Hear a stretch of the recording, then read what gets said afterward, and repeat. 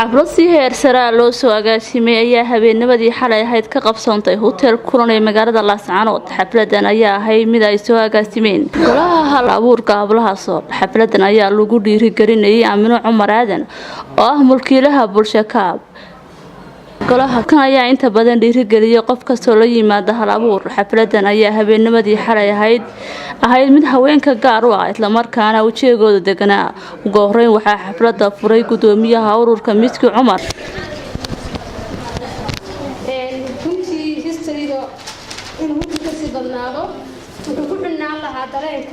dadka nooga soo qaybgalayna oo ku faraxsanaa walaalahina in la wadaagtay tuugeera quruxda ku saabsanaa noloshii ay soo martay farxad bay noo tahay waxaana waa ugu dayan doonaa insha Allah ilaahay ganacsiga ku barakeeyo ilaahay ubadka ku barakeeyo ilaahay reerkaaga ku barakeeyo walaalo waan ku faraxsanahay bulshada ku soo kordhisay inaad hal abuur runtii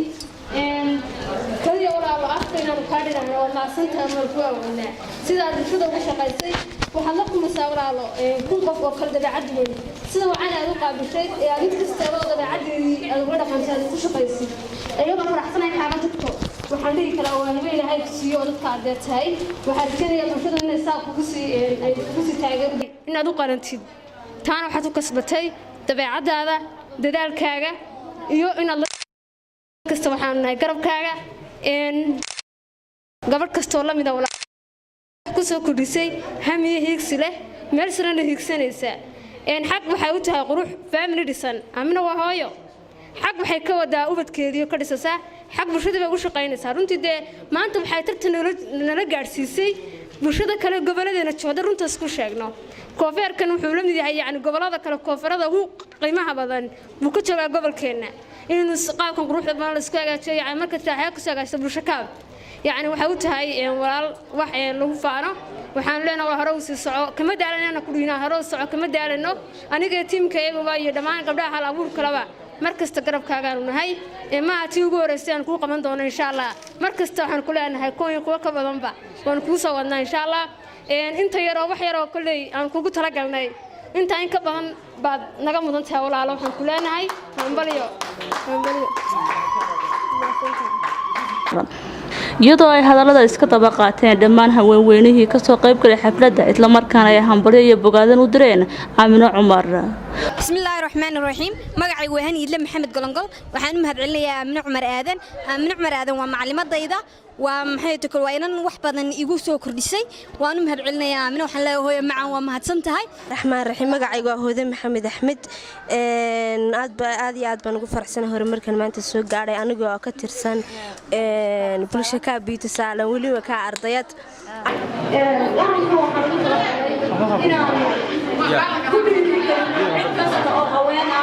oo gobolka jooga oo wax ku soo kordhiya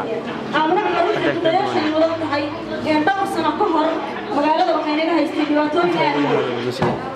aad marka aynu hadda isleenahay ama aroos aynu aadno ama qof familkeena ama asxaabteena aroos dhiganay marka aynu aadno oo waxay dhici jirtay in laynaga xidho koonfeerada banaanka laynoo soo taasay maasha Allah maanta waynu ku baxnay ilaahay baan ku mahadnaqaynaa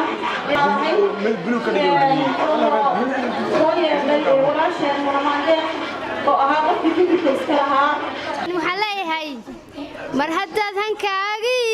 hadafkaagii gaadhood hawada sarraysiiyo heegadiyo daruuraha aaminay habbooney mar haddaad ku nooshahay hambalyaan ku leenahay hambalyo hal abuurkii gobolko heeganoo ku jecelba ku hareera jooge hambalyaan ku leenahay hambalyo. ugu dambeyn waxaa xafladda soo afmeeray Aamino Cumar iyadoo u mahadcelisay ururka iyo dhammaan dadkii dhiirigeliyeen maasha Allah mar labaad hambalyo mar labaad iyo mar saddexaad waxaan hambalyeynayaa yaad halkan uga mahadcelinayaa hablaha ii soo xulay inaan caawa ka soo istaago hal abuurka gobolka Sool waxaan leeyahay hogaanka halka ka sii wada kuwaaniga la midka kale waxaan aad u rajeynayaa midashan kala keeni doontaan